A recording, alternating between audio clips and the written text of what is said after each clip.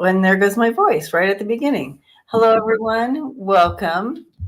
And today's a special event day and we get to talk to Tom T. Moore, and he's going to share some of the experiences he's had with our ET family, our star family, as well as give us new information that's been coming through for him. Tom, if you don't know Tom's written several books. I want to say 5 or 6 books up till now. Well, 6 are out. 6 are out. 7th coming. 7th's coming out, and the 7th one is coming out in about 6 months. Yep, somewhere around there, mid 2025, I was told. And they're going to take it to the Frankfurt Book Fair, so that's wonderful. And I don't know why all of a sudden here goes my voice. You're all choked up. I'm all choked up. So come Monday, it's going to be all right. So I'm going to share the screen here because I do want to show his newsletter. If you guys haven't hooked up to his newsletter, it really is a wealth of information, and it is free and just wonderful that you share all this. Tom is a channeler, and he channels and communicates with it just went whoop. We can go down the list if you'd like. Yeah, so many, but you channel. You tell us who you. Okay. Unlike now, you have to understand there's different types of channeling. Okay, I consider. Well, let's kind of back up. There are unconscious channelers where they just go into a deep trance, you could call it, mm-hmm. and then whoever comes and speaks through them and gives information. Then you have the conscious channeler that still invites someone to come in and give their talk, and then I'm sort of like in between a conscious and a telepath, in that I have learned to put myself into a light meditative state, which anyone can do because everyone has the pineal gland in the back of your heads that act as a antenna for all types of telepathic thoughts, feelings, visions, you name it. I mean, there's so many different descriptions of telepathy. It takes, you'd have a whole list. But basically, I learned that I could, in a light meditative state, be able to contact everyone from my own guardian angel, who I call Theo, because he says humans don't have the vocal cords to pronounce angelic names. Gaia, the soul of the earth, which is what that next book's going to be about, and then all sorts. As an example, this book called The Gentle Way with Pets, I communicated with dog soul, cat soul, parrot soul, parakeet soul, even a bug like, oh gosh, anyway, insects and anything that people thought to keep as a pet, the snakes and so on. I tried to communicate with what we call the group souls, and basically these souls are the same as our souls. They just have different interests. They like dog souls ensouls every single dog on the face of the earth. Cat soul in souls every single domesticated and feral cat on the earth. And I said, well, what about the other felines? And Cat Soul said, well, we share the work. So there are other souls that handle those felines. So creator, and I like to call him creator because I think God is sort of a restricting word in a way that everyone has an opinion about God, you Right. know, It can be. and Yes. so I call it. I like to call him creator, and creator uh, said that every single being in the universe is ensouled. So everybody should keep that in mind. Every single being. There's not that includes um, trees and plants, and I've talked to rose bush plant, whatever, Right. rose. There we go. And So they all are ensouled, and you can communicate with any of them that you wish. So once you learn how to just do a breathing exercise and drop yourself into a light meditative state, Mhm. preferably in the early morning, so that you don't have all these other thoughts. Oh, I've got this on my list today, and I got that on my list. I got to do this and that, and um, so if you learn to do that, you can do exactly the same thing that I'm doing. Part of my soul contract this time around is to encourage people to meditate and to communicate. Creator says that, and has told me personally that every single person in the world in the future will communicate with Creator. Creator's there immediately to communicate with you. You can communicate with recently, I've been communicating with Jesus, and um, so you name the being, and you can communicate with it. Uh, I've had some experience channeling with Yeshua, and my experience with Yeshua is he always comes in smiling or laughing. He Mm. really comes in with that joy, and so I can always tell it's him when he comes because he Uh, he, interesting. he treats me seriously, and I said, first time I talked to him, I said, how should I address you? Should I call you Yeshua? Shall I call you Master Jesus? Shall I call you Rabbi? What should I call him? And he said, Tom, since in modern times everyone calls me Jesus, you can just address me as Jesus. So, Mhm. Cool. Yeah. So and speaking of plants and that everything has a soul, you've mhm. all heard about that experiment they've done where you have two plants and you just speak to one uh, encouraging, uplifting, I love you messages. Yep. And you speak to the other one, uh, challenging messages of um, depleting You messages. couldn't do that. And they've shown in these experiments, just in the energy that you speak to the plants, they Yes. literally respond to that. Yes. So Yeah. And that's one of the things, both Creator and Jesus has said. They said, please say all of your prayers out loud. You will find you will have much better results if you say your prayer out loud. mhm. So um, the human voice has much more power than we can imagine, and scientists will learn about that in the future. But that's what I've been told. Yeah, so powerful Yep. to use our throat chakra. Um, yeah, moving vibration with tones. Yeah, beautiful.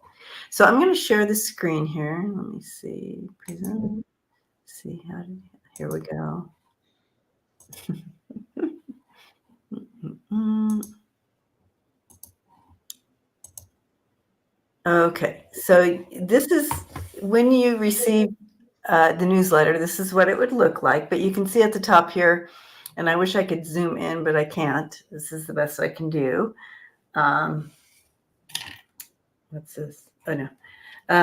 But here's some of your books here at the top, the Gentle Way books. Yeah, I'm missing the pets book. Yeah, the pet one. That I was going to have my daughter, who's a graphic designer, add that book in, but then I signed the contract on my Conversations with Gaia book, and I thought, well, I might as well wait till I get that. So then you can get them both on there. Mm-hmm. Yeah. So here's some examples of questions that this is what's included. And in this latest one, you guys, if you want to hear more, please go and sign up for, and I think I have the link in here, and I'll put it here. But some of the things. It's www.thegentleWayBook.com, because I never thought I'd be able to write more than one book when I was told by my shaman guy that I first spoke to in 2005, and he says, "No, you're going to write books." Oh, okay. I don't quite believe you, but I'll do it. And so on the very first page of my website, there's a little box, and you can sign up. They're free. I've done 900 of them so far over the years. They're all archived on my website under the articles and news page, and it has a search box that you can search for topics to see what I've received so far. So typically the newsletters are 10 to 12 pages. Recently, they've all been 12 pages or more, because I've just been having a lot of questions being sent to me. Which is wonderful. Curiosity, questions are always, isn't that wonderful to experience, Tom, the curiosity of everyone, and that people are interested in growing and learning. So here's some more that you'll find in, here's an example, building the pyramids here. Yep. And so there's a question here, and then the answer would be in the pink. Yeah, the question was, what was his name? Greg Braden, who's a well-known speaker and author, had hypothesized that maybe the limestone blocks were in liquid form, and they were poured so that they would fit perfectly with the other blocks. And so I asked about that, and I was told that no, that they were basically, I'd previously been told that there would be like 300 people, and there would be groups of these 300 people or more, and they would say a chant, and their voices caused the blocks to raise up so they could be easily moved into place. And at the same time, this sound somehow liquefied the limestone so they did fit perfectly. They said, if you can imagine trying to move a whole vat liquid limestone, it would be harder even than moving the blocks. So anyway, that's the answer that I got on that. Do you know if aliens were in? We have a question here from YT Work. Were aliens involved in the pyramid? Yes, they gave the chant to the people building the pyramids. So okay, they were involved. And then I said, well, what? Can you give me an idea of what the chant sounds like? They said, no, your scientists have to rediscover this. that's part of your learning. So Another question from YT Work. Thank you for the questions. Why are so many dogs trying to climb the pyramids right now? Have you seen that, Tom? oh, I saw that, and I haven't really asked about that. Oh, It okay. looked to me, I saw the story, and it looked like a dog just kind of climbed to the top of the pyramid, checked it out, and then came back down. They were concerned that the dog was stuck up there because someone was filming it from, a drone, I think. Wow, so interesting. Well, they're sensitive to energy as well, so maybe, you know. Yep. All right. So even subjects like Diddy, Yeah. like Yeah. Tom Combs and so forth that you can find um, in the newsletter. So pretty much all the questions that come through, you ask. So that's pretty cool. I think that's cool. Yeah, I'm told I'm the only person on earth that opens it up for anyone to ask a question. That's Um, cool. that most people are either an unconscious channel or a conscious channel where they only excuse me, have one or two um, entities that they channel, and I have a whole a whole group that I can ask if I need to Mhm, these mhm. questions. So Wonderful. in the Diddy question, they were asking about uh, you know about Bieber's, I think, virginity, and I was told that he did lose his virginity at that time, but that would be a story for him to tell, and not until then. So there you go. And I feel like he will eventually tell his story. So. I think so. Mhm. Um, all right, let's go back here. Um, so your conversations with Gaia, can you give us a little snippet of what we can look forward to in your book coming out? Oh, I mean, well, what kind of what yeah, kind of this was compiled.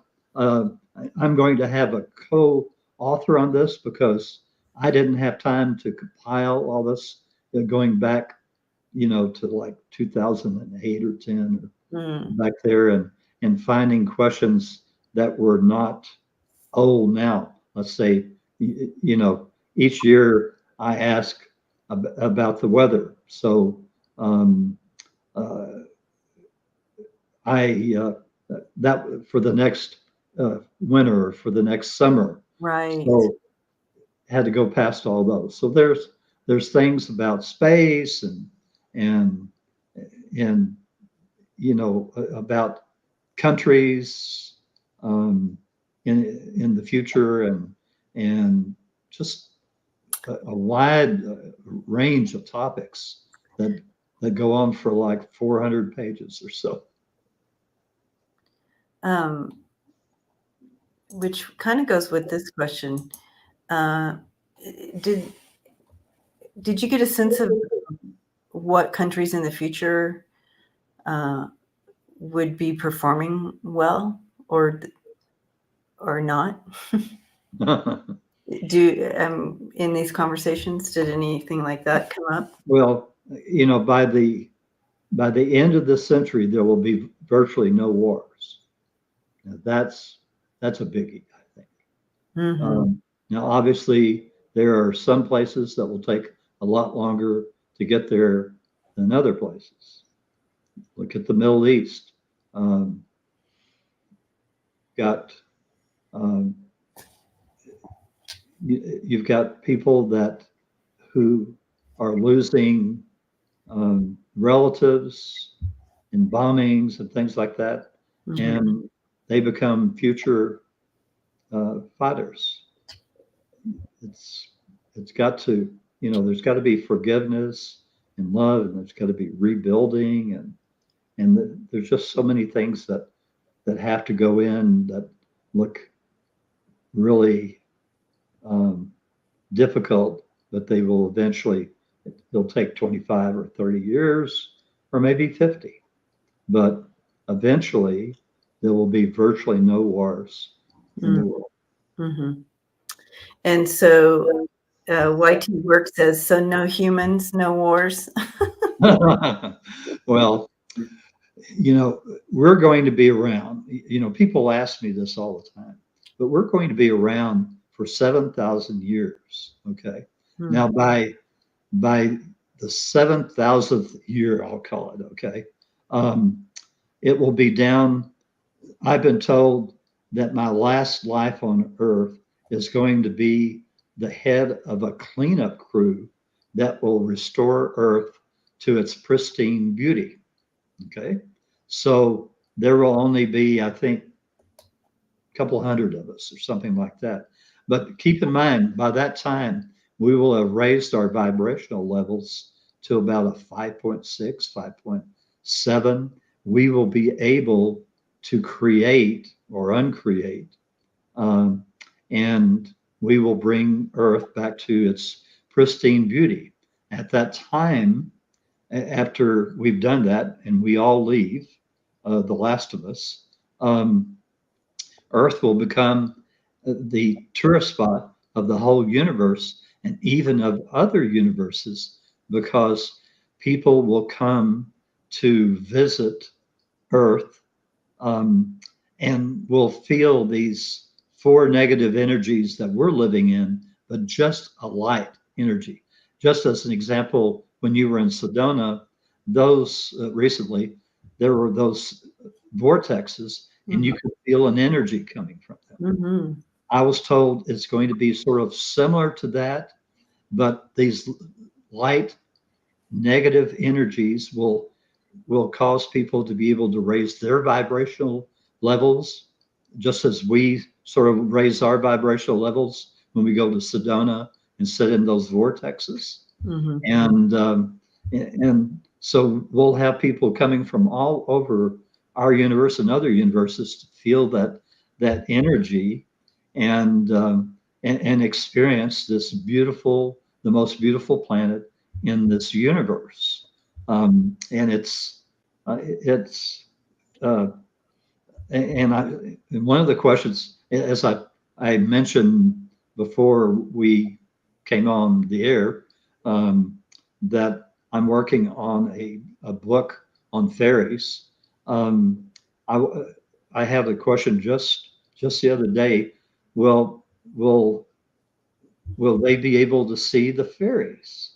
And I was told, yes, it will be even make it more magical, because the fairies have to be at a higher frequency in order to go underground to work with the root system and such of all these plants and trees. So it'll be even more magical, because the people that come to visit will be able to see them and watch them do their work, but not interfere, obviously, with them. Wonderful. And I know a lot of the family here, they have they do experience the fairy energy, and some have seen them. So that's cool. I have to share this picture.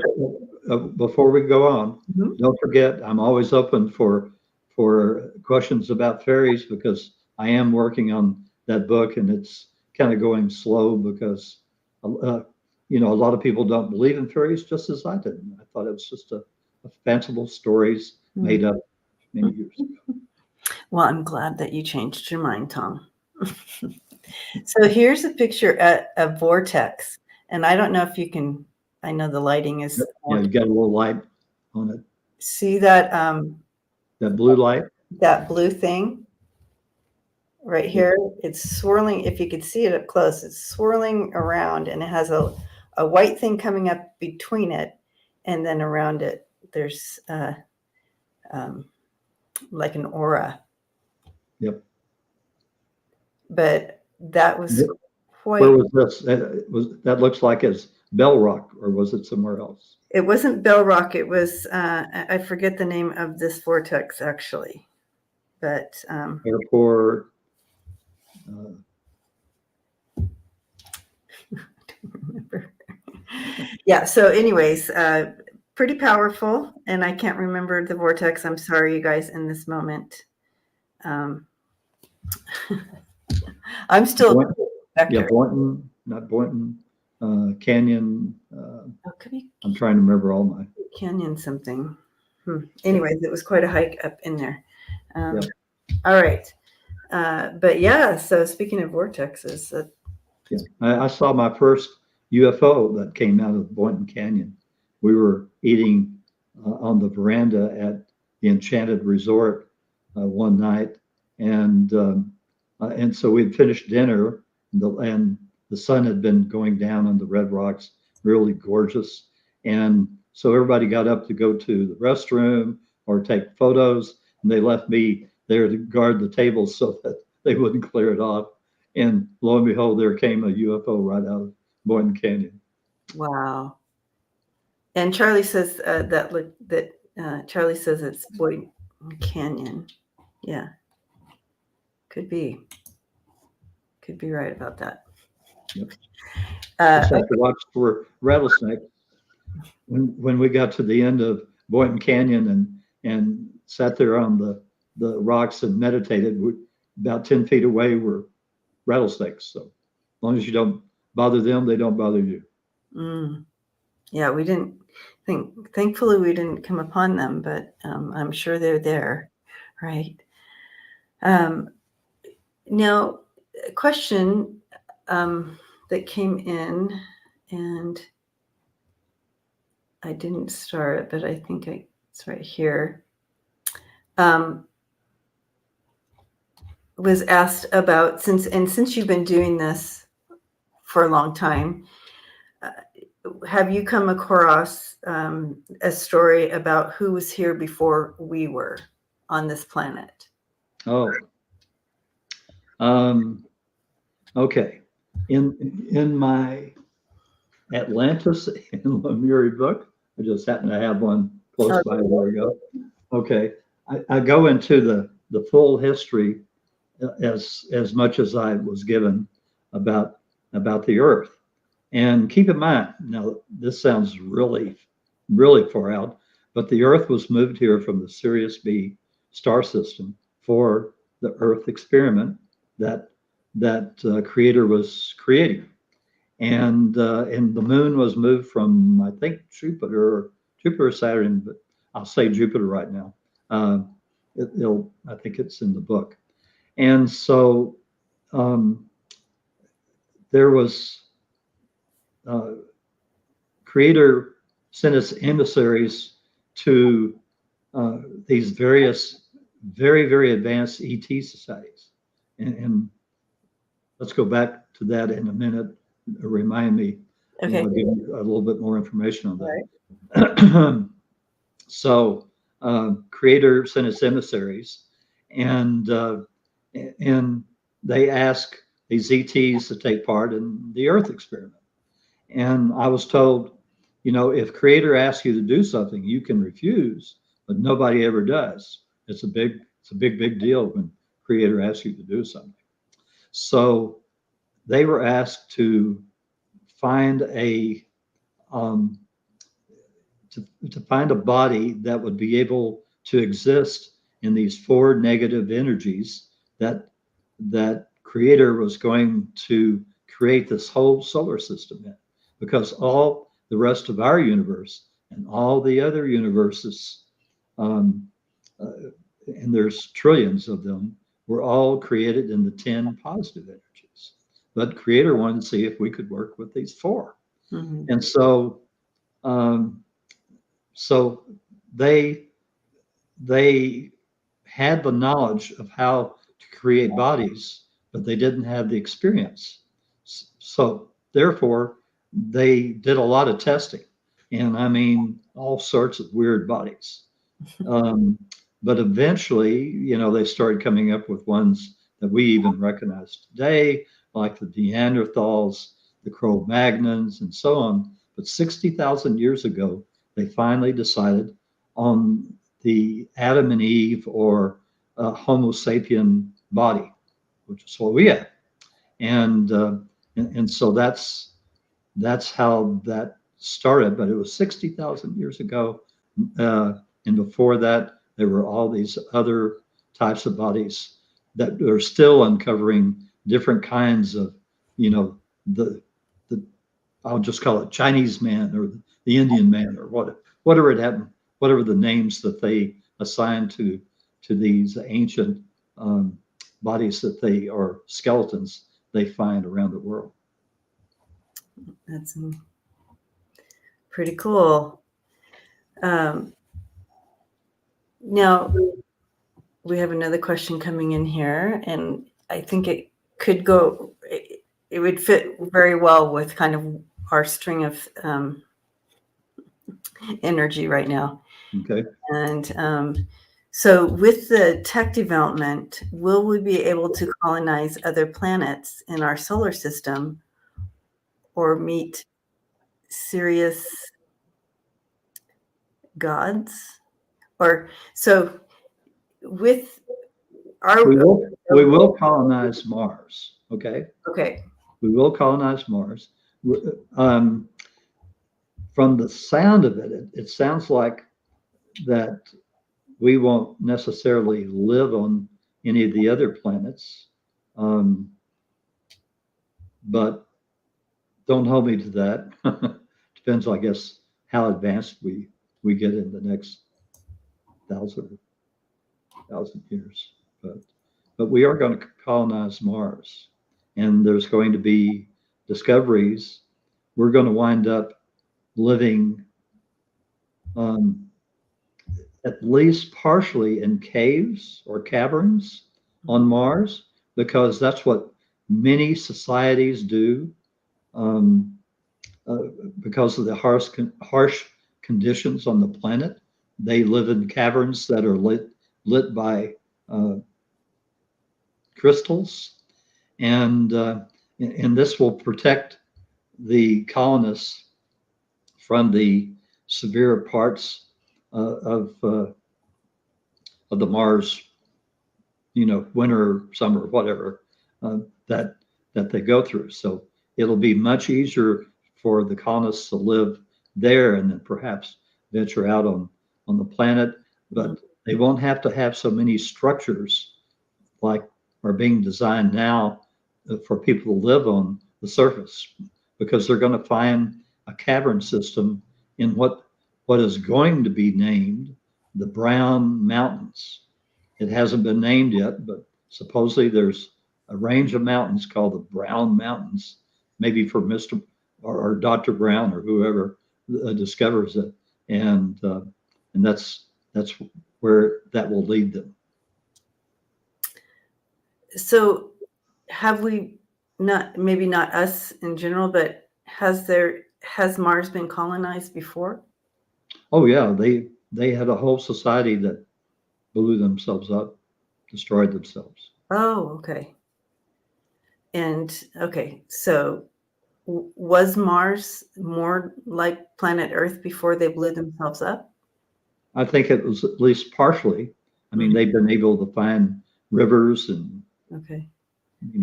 So maybe like signs that they had more life than they do now. That nuclear winter type of thing that happened possibly there. Thank you, Gina. So she's put your link in the chat here. So folks, you all can click on that and sign up for that newsletter. Yeah, just keep in mind, you have to go to the front page of the website in order to sign up. There's a box there. So when you get to articles, you'll have to kind of go, where it says home or whatever in order to sign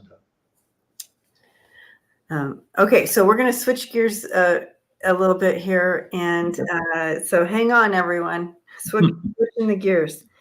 I want to know, in all your times in your channeling and all the years you've been doing this, what you have learned about free will, our free will here as humans and our free will when we're just in our higher soul self, when we are in a different I'll try and shorten the explanation as much as I can. Okay. Yes, we do have free will. Um, Part of taking part in the Earth experiment, the Creator found that for millions of years, everyone had been stuck at about a 5.3 or 5.4 vibrational level. And they were just stuck. And so that was another reason why he wanted to do, I say he, I'm using the male form here, but he, she, it, however you wish. Um, Wanted to see if there was a way to start raising everyone's vibrational level on the universe. Keep in mind, okay, and I have to digress here for a second. Um, the James Webb Telescope right now, uh, okay, we think that the universe is only 13.5 billion years old. I noticed recently, and then there was nothing else about it, that they discovered this little speck of a galaxy, and and so they said, "Gosh, that looks pretty far away." So I think they're going through tests and everything, and they're going to come to the conclusion that the universe is actually 20 billion years old, but in reality, it's 25 billion years old. We just don't have the equipment to be able to see to the very end of the universe. Right. Okay. The James Webb Telescope, as I told you, there are trillions of galaxies. Now, there are I'm universes, pardon me, trillions of universes um, that that are out there and trillions of creators. There are three universes next to ours. The James Webb Telescope is going supposedly to find, maybe in the next 5 or 10 years, don't know, that there is that they're going to see galaxies that don't look like anything like our galaxies. And these are galaxies in the next universe over, but we think that they're part of our universe, sort of like towards the Sagittarius area of the sky. Mm. And also, the James Webb Telescope is going to see a millions of mile wide void between our universe and the next universe. So that's something that sounds like it's going to happen, but keep in mind when I'm given these things, they're not very good about exact timing on when all this happens. So Right. that's going to happen. Okay. Back. Repeat repeat the question. I'm sorry. So we're wondering about Oh, free will. yes. So um, we when we volunteered for the Earth experiment, we volunteered to uh, to not remember our true selves. Okay, Creator believes that we're going to be able to find uh, answers to problems that no other society in the universe has been able to solve. And but we do have this free will, and it's just that uh, we have soul contracts. You want to stay on your soul contract because that's what you and your soul agreed to do. Agreed upon would be your best soul path uh, for this particular life. Now you have free will. You can change that path, but it's going to be a lesser path than if you stay on your soul contract. So one of the things I always tell people is to say out loud, I request a most benevolent outcome to stay on my soul contract the rest of my life. Thank you. Yeah. Soul contract Well, for the rest of my life. yeah. And you have in your newsletter, you have written your written prayers out, correct? Yes. Mm-hmm. Autumn. Beautiful. And have you found as well, like whether you're here in this density or if you're on the other side or in your full soul self, that free will still exists.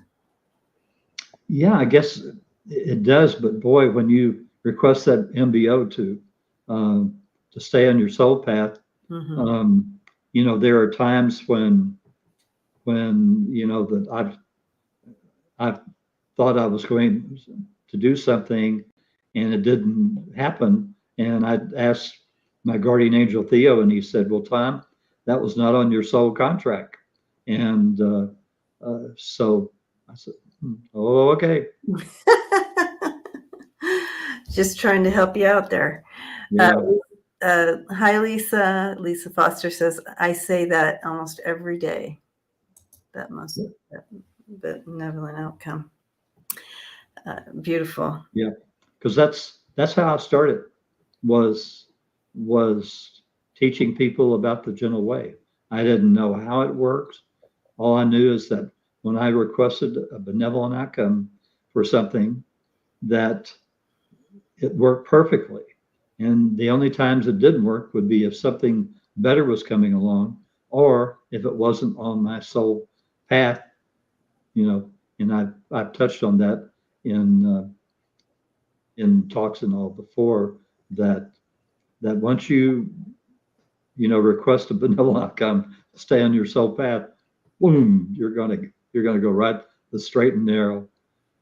And it makes sense because you're asking for the most benevolent outcome. So acknowledging that your higher self who made this contract out of what we're playing out here, knows best how to keep you on the right path here. So you just trust that even if it's not how you think it should turn out, Yes, it's the best for all involved, for the highest and best good. Right. And sometimes somebody will say, "Well, I requested a benevolent outcome for this guy to love me and everything, and he dumped me, or it didn't work out, or whatever." And you have to understand, if you've requested a benevolent outcome, then something better is on the way.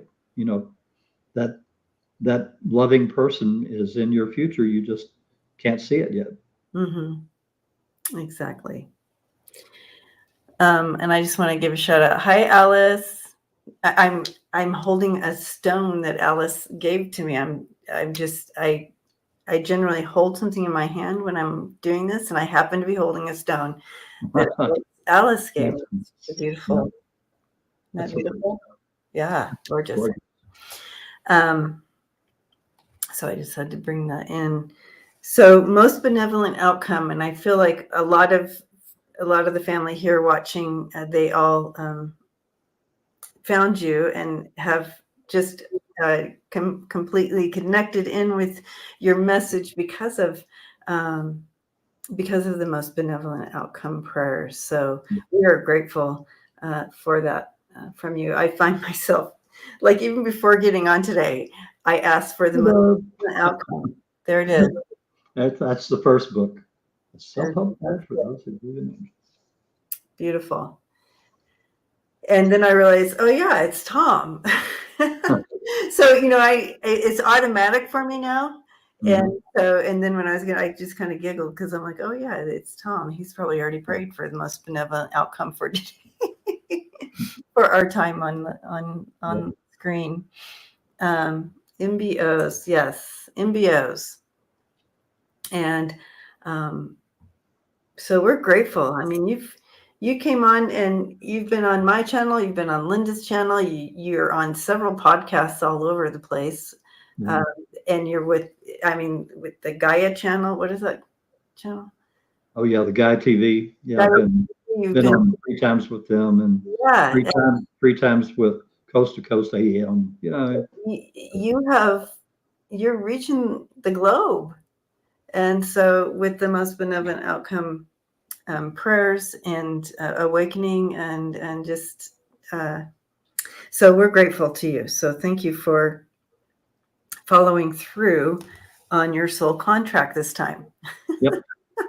They got me straight down the way. So, Um, and while we're on your soul contract, you have some stories of discovering some lifetimes that you've had on this planet, mhm. and how that kind of, you have found that it works for you, that in your story, where it overlaps and like that. So tell us about your most recent one in the 20th century, some of the ones that you have found. Tell us about that story. Most recent one, and I really don't know what the most recent. Okay, first of all, um, we do all of these lives that we're having on Earth are all going on at the same time. So one of the prayers that I say every day is I ask any and all beings to come to the aid and comfort of anyone that I've ever harmed, either physically, mentally, morally, spiritually, or emotionally in any past, present, or future life. And I ask that any and all beings come to the aid and comfort of the families and friends of anyone that I've ever harmed in any way in any past, present, or future life. Theo says this is the first life of all my lives on earth that I've ever come up with that prayer. And so he says, Tom, believe me, when you say that every day, first of all, we're having all these lives going on at the same time, which is because time is an illusion to us. So let's just say in some future life, we do something bad to somebody. By saying this prayer every day, that lessens the severity of the balancing that you're going to have to do in a future life. So it's really, really good to say that. So with that in mind, because our, excuse me, I'm going Mm-hmm. to, it's been windy and dry. We haven't had any rain all month. Okay. So we, uh, because our world population reached 7 billion, I was told it was all hands on deck. Well, now I didn't understand that, okay, when I was first told that, all hands on deck. Well, what does that mean? Well, not only is everyone having lives in the 20th century, we were having multiple lives in the 20th century, but all at different times. And they're at one at a time, but as an example, just as one example, um, about 44 lives from now in the future, I know that I am a woman having a life working in the Pentagon, and that um, when a woman president is elected in 2032 or so, I'm going to be one of her main advisors. But I will never meet me, that future me, in this life. I don't believe. Okay. And she hasn't even started meditating, but supposedly will in the next year or two. And so she'll build up her ability to be able to be an advisor. So just to give you an idea, I know I was a young German soldier in World War One that died early in the war, in the trenches. I was a young Jewish girl, about 9 years old or so, that was killed by German um, kill squad along with my parents in the early portion of World War II. Recently, I found out that I was a I was a woman that was born somewhere just prior to about 1920 or so, and that I um, uh, helped. I worked in Churchill's um, war room and the military's war rooms in London and what have you. I started out in the typing pool, but quickly they learned that I was able to tell them how large the German units were, where they were headed, things like that. And they quickly promoted me because I was giving this valuable information to them. So that's a life that I just learned about recently. And I wound up at the end of the war. I think I was like a lieutenant or captain or something. They promoted me, and I married a major, and we moved to a very quiet village to the sort of far west of London, past Reading, I understand now, and and we never talked about it because we were under the Secrecy Act. And I died fairly early because my sole contract was over from lung cancer because everybody smoked back at that time. So Yeah. that's a new life. So I have found in past life regressions Mhm. that folks find it very healing to experience these past life and Mhm. see what happened and so forth, that they find it very healing in this life path. Have you found that for you, Tom, in learning these stories, learning your stories from past lives? Has it? Oh, it's fascinating. I understand. I have one more life that I haven't learned about yet. Mhm. Um, it to me, it sort of answers questions. Well, why did I like the big band music Oh, okay. growing up? Yeah, Okay, you know, Tommy Dorsey and that kind of stuff. yeah. And so, there. And why did I like gospel music? Well, because one of my lives, which I haven't mentioned here yet, is I was Queen Menon to the Ethiopian Emperor Haile Selassie, and she loved gospel music. And back in the 70s or 80s, I just loved to hear gospel music. Mhm. So this stuff carries over Yeah, it with sure time. does. It just it fills in the blanks a little bit, so It that's sure very good. does. So, I have one last question I want to ask before we're towards the end of time, at the end of our time together here today, and it's just about the AI stuff. A lot. It's all really coming out and to the surface, and more and more. Uh, what have you learned from your channeling about AI, and is there anything that we need to be aware of? Hmm.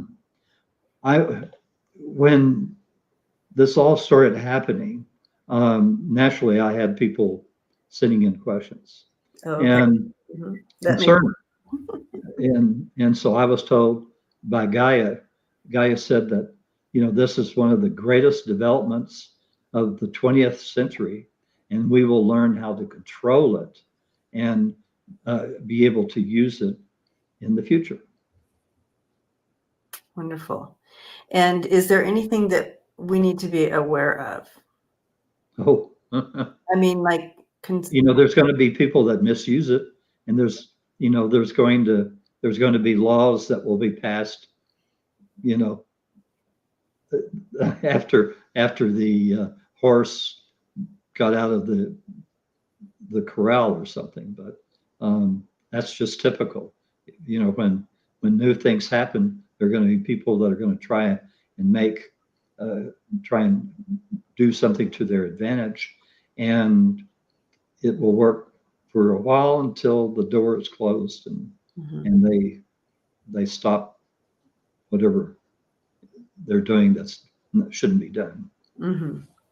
But in general, the horse is out of the gate, and we're not putting the horse back. Well, I think they're already trying to. I mean, they're trying to see, uh, hey, you can't put somebody's image on somebody else's body without their permission Right. and things like that. Okay, so we're, and all of us here, we've already seen stuff, AI stuff that's being misused, and it can. But again, this is like what you're saying. They're going to have to figure this out because AI is not going away. It's only going to get bigger, and that door's And open. be able to use it more. I mean, even in my film and the international film and TV program distribution business, my son uses an AI program to close caption our films. Yeah, wonderful. And how great is that? Yeah. I mean, it's Because wonderful. otherwise you spend a lot of money paying someone to, even if it's, somebody that has computers that do it, but the computers make mistakes, and so especially you get into old westerns, you can imagine some of the things that come out, that the computers think that these old western players, with heavy accents were saying. It was really, really funny at times. That's fun. But yeah, everything's going to be AI. Everything. So I think it's wonderful. It's progress. I understand there's fears behind. Some folks are fearful.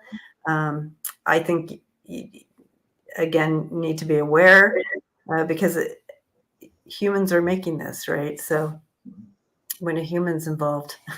Yeah. Whoa. Whoa. So but I think overall, once it all is settled in, I think it's going to be a good thing. And but let's see. Oh, Lisa Foster says, "Oh my God, I love big band music too." Lisa, you probably had a past life with Yep. during that time period. Yep. Well, I didn't even mention all of them. I mean, also, I'm going to be Sarah Northrop, L. Ron Hubbard's second wife that helps him write the Scientology book. But by that time, because it's a future life for me, it's going to be a more gentle book. Oh, So you get to change things if they're future lives. yeah. Oh, wonderful. How interesting. So now you've gone into that's right. You've gone into future lives as well, not just past lives. Oh yeah, I mean, Queen Menon is a future life. Sarah Northrop is a future life. The lady in the Pentagon is a future life. Right. That's right. That's right. And I know my next life on Earth is going to be in the 3400 era of all things. I'm going to be a female space pilot of one of 17 Earth starships, and we're going to go visit other other planets and things. Wonderful. Well, very interesting as usual, Tom, and we are so grateful that you spend the time with us and continue to bring forth your most benevolent outcome for all and for all of us here. And please, if I know that there's other questions that came in, you can put your question in to the Gentle Way, to his newsletter, to Tom's newsletter, and he will channel those questions and get and a very quick on the newsletter, it lists, please sign the petition for guns for groceries. guns for groceries. I'm working on the congressional proposal. It's sort of stymied right now while all these politicians are trying to get reelected, but it'll move along again. But sign the petition. Thank you. Yes, please sign. It's free. And the guns for groceries. Wonderful. Thank you again, Tom. And blessings to you all. And most benevolent outcome for you all today, for the rest. Love and light to every one of you. Yeah, love and light. Blessings. All right.